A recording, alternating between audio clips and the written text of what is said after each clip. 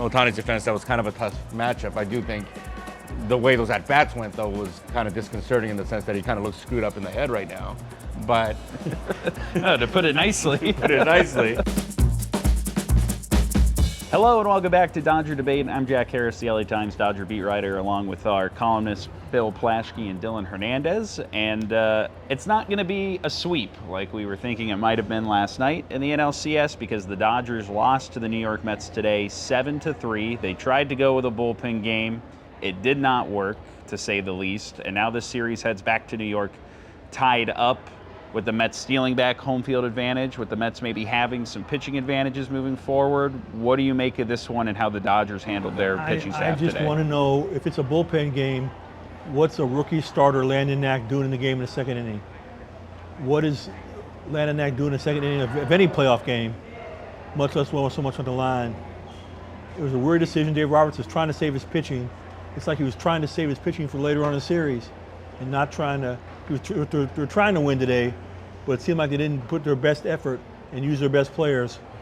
And what is Landon Knack doing in there, giving up a grand slam to Vientos? It's absurd he was in the game in the first place. That's a question I want to know. Do you want the saw Dave Roberts context here? Yeah, I mean, I kind of slipped in a little bit late, right? I first went over to the Dodgers clubhouse. I just heard that he said Hudson wasn't available. Yeah, I mean, he basically explained it this way, is that compared to Game 4 of the NLDS, when they ran the same plan, you'll remember that game, Landon Knack did not pitch until the 9th inning when it was an 8-run game. The Dodgers went to Anthony Banda and Michael Kopech and Evan Phillips early in that game. They didn't do that today because they don't have Alex Vesia on the roster anymore. Daniel Hudson was not available today after pitching last night and apparently just not bouncing back that well.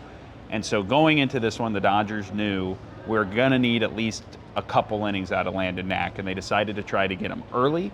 When that second inning started going off the rails, they did not consider going to another reliever at that point because, again, Dave Roberts' explanation was he was doing the math, and if he burns some of his leverage guys that early in the game, he might not have enough pitching late. I think that's fair to an extent, but to your point, if you're running a bullpen game, I think you got to run the bullpen game, and especially after you fall behind 1-0 in the first on Francisco Lindor's leadoff home run against Ryan Brazier. When you put Landon Knack in that spot, you're running the risk of losing the game before you even get to some of your back-end guys. My sense is, to some extent, the Dodgers were okay with that. They're going to look at this as all of our top guys just got 4 days off. We're going to go to New York with a really fresh bullpen. We have 3 starters going, and if we get a lead in any of those games... That's so risky. They had their foot on the Mets' neck.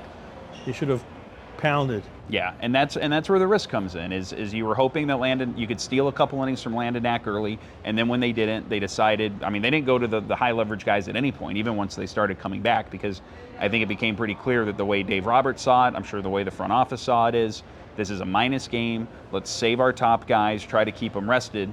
The cost of that, though, is, you let that second inning spiral out of control the way it did, and you lose a game at home that now sends the series back to New York, giving the Mets a little bit of life and putting them in the position where, compared to where this was just 12 hours ago or the last time we were sitting here, it feels like a very different series and one that the Mets have a much better chance of winning. Yeah, because, and again, right, yesterday we were kind of discussing the scenario where they go to New York up 2-0, you get Walker Buehler going out there, and now all of a sudden Walker Buehler doesn't have to pitch the game of his life, right? I mean, and as much as Plaschke and I have believed in our guys, the reality is that Yamamoto was a surprise, Flaherty was a surprise, and now you're counting on Buehler to do something that we're not sure he can do, right? And, you lose that game, and now all of a sudden, right, it's like, no, Yamamoto has to duplicate what he did in Game 5 of the NLDS. Flaherty's going to have to duplicate what he did in Game 1 of this series. And that puts you kind of in a tough position, I think. Now, I do also think, right, Severino's going for the Mets in Game 3, right? They should hit him. I would trust Luis Severino as much, if not more, than I would trust Walker Buehler. Yeah, I think it's only somewhat even. Oh no, I think he's better than Buehler, but I also think that the Dodgers lineup is better, right? Sure. And look, obviously the Ohtani numbers are not good right now. My guess is that the cure for that, right? And I asked Roberts, given that Ohtani's 0-for-19 now with the bases empty, would he consider dropping him in the order? Roberts is saying no right now. And my guess is that Severino's going to take care of that, right? I mean, today, in Ohtani's defense, that was kind of a tough matchup. I do think the way those at-bats went, though, was kind of disconcerting in the sense that he kind of looks screwed up in the head right now. But to put it nicely. But, I think that, again, pitching, right, momentum is the next day's pitcher. Now, why not start Buehler today? I was okay with going with the bullpen game today. If you did a normal bullpen game, right? You still would have needed some innings out of Landon Knack. And if you run the bullpen game the way you did in San Diego, the risk there is if you don't build a very big lead, then Landon Knack might be having to pitch late innings in a close game where maybe it's better suited for other guys. So that's the balancing act here. But yeah, I mean, to your point is, and what you were saying, on a day you could have maybe not ended the series, but come pretty close to taking the kind of lead that I think it's like 88% of teams that go up 2-0, winning the first two home games of an NLCS or of a championship series end up winning the series. Instead of, like you guys said, putting your foot on their neck, throwing your best pitchers out there, letting your lineup try to hit a guy who has a 7 ERA in his career against the Dodgers and Sean Manaea, you crossed your fingers, you hoped that Landon Knack could keep you in the game early, and then when he couldn't, Manaea got rolling. I think it takes the offense out of its rhythm when you're down 6-0, and what felt like kind of a throwback to last year when they just couldn't keep things going. And then the few chances they did have to come back, Kike Hernández made a couple outs in critical situations. They couldn't complete a rally in the ninth. So I think the bullpen game's okay, but the way you do it, yeah, you ended up asking Landon Knack to pitch at what was a pivotal point of this series, which for all the other reasons this might make sense, when it boils down to that, I think it's really fair to question. We shouldn't even be talking about Landon Knack. He shouldn't even be in our conversation in this series. And then Dave's answer was they had to have somebody to get the outs. They weren't going to be able to finish the game.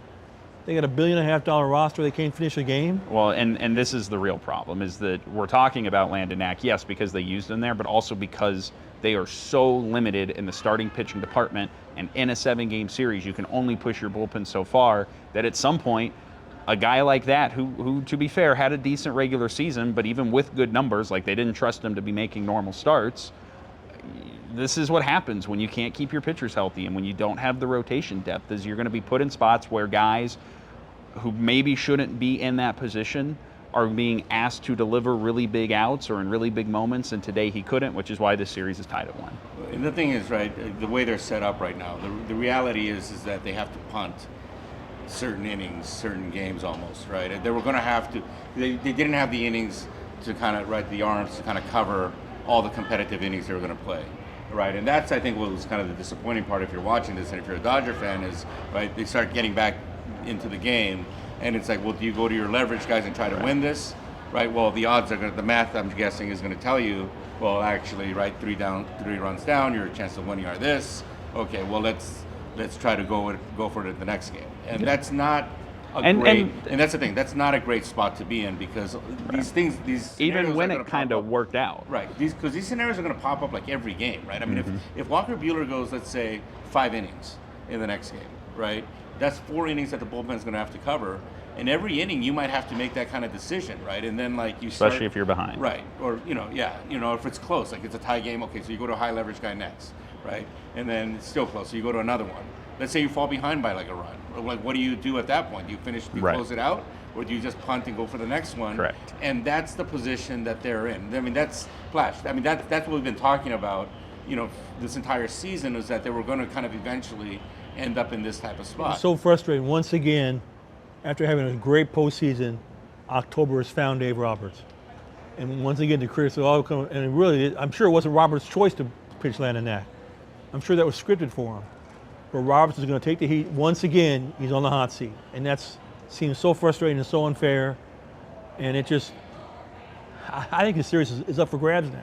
But and this is where having a rested bullpen doesn't help you, is the bullpen being effective is only good if you have leads to protect. And this is why, as this goes back to New York, suddenly you're back in a position where it's really important that Walker Buehler pitches well. It's really important that Yoshinobu Yamamoto pitches well. It's really important that Jack Flaherty pitches well, because, like Dylan just said, if they don't and you fall behind in those games, you're going to be stuck in the same position. And even if you go to those guys and they can hold deficits or whatever, like, this was the game where you could have used your leverage guys early to build a lead and to take a really commanding grip of the series. It came with risks, and I see some of the counter arguments for not doing it, but because you didn't and then it backfires this way, you missed an opportunity to basically win a game with your bullpen because you didn't even give them the chance to take the mound in a spot where they could make a difference. And Viento said he was stunned that Knack threw him a fastball. He wasn't. Yeah, I mean, that was a great at-bat by him. It was like, I think like 4 or 5 straight sliders. That was the 9th pitch. But this is, I mean, you know, they walk Francisco Lindor. You're 1 out away from getting out of that inning, right? Like, I think everything, even up to that point, the Dodgers were still okay with. 1 more out, you're only down 2 runs after the 2nd inning. You got a pitcher that you think you can hit, or at least have hit in the past. But this is where, when it's Landon Knack, who doesn't have the best fastball and couldn't put him away with a slider. Why are we even talking about Landon Knack? Well, that's amazing. We're sitting here in October 15th, in the middle of October, talking about Landon Knack. That's nuts. I kind of wonder, too, though, like the effect of the first inning, right? I mean, if Brazier doesn't give that run, right, they're not behind. If Brazier doesn't, you know, I mean, he gave up, it wasn't just the homer, but it was, right, there were a couple, it was like another hard hit ball. All year, though. I mean, he has, but no, but the fact is, he looked like he didn't have it today. Right, and that's and the other. A lot of hard hit balls. That's the other risk of running a bullpen game, is that you're going to count on like 7, 8 guys to get you through a game, and usually, right, and this is what we've seen like in the past with these, right, with these Dodger teams, is they make so many pitching changes and one guy just doesn't have it, and then all of a sudden things spiral from there. And I kind of do wonder, right? I mean, this is a guy that went 2 innings in the game in San Diego, right? And sometimes, you know, you can script this all you want, but ultimately it does come down to the players kind of doing what they have to do to kind of win the game. And I do think sometimes, right, I mean, that's, I think, is kind of longtime observers of this team, that is one thing that I think has like frustrated us over the years, right, is that like the front office is kind of this like, okay, well, we're going to win the game, right? We're going to think our way through these problems. But at the end of the day, it does kind of come down to the pitcher. And, you know, like the Yamamoto start, the Flaherty start, both of those, right? I don't think they went into those games counting on like 5 from Yamamoto, 7 from Flaherty. Sometimes, you know, you put the ball in somebody's hand and they can kind of surprise you, know. But, you know, the flip side of that is you get days like today where sometimes you can't even get out of the gate. And that's what happened today. Okay, well, we were all pretty confident last night that the Dodgers were rolling to a quick series. How much does the overall view of how the rest of this series will go change in the wake of this game for you? Oh, I think it's going 6 or 7. I still think the Dodgers win, but it's going to tax him and stretch him and hurt him for the World Series. This was a devastating blow. This is I wrote it. It was a sucker punch. Came out of nowhere, and now they're reeling. I think they'll be fine, but I think they'll be wiped out for the World Series. I mean, on the bright side, right, the offense still got them back into this game. Well, the top 4 were terrible. You know, yeah. I mean, and that's with Ohtani being, I thought, probably had his worst game today, if you take everything into consideration, right? I mean, obviously Darvish, I think, you know, I mean, Darvish almost sent him to like the loony bin, right? But like today. Are you sure he's not wearing down? He's had trouble with Sale, right?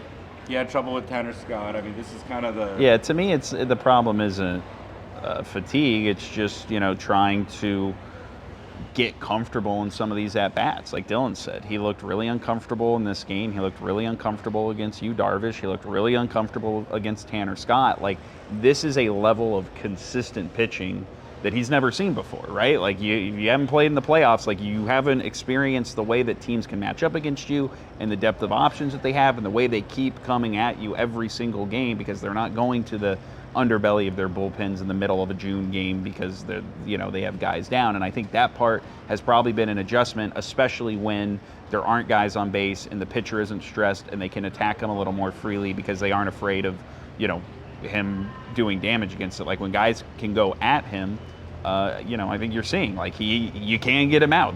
The last 2 weeks of the regular season are over, and he's gone back to looking relatively human. I mean, it's clear, I think, that the other teams are like, they're not going to let them beat him, right? And, you know, I do think that his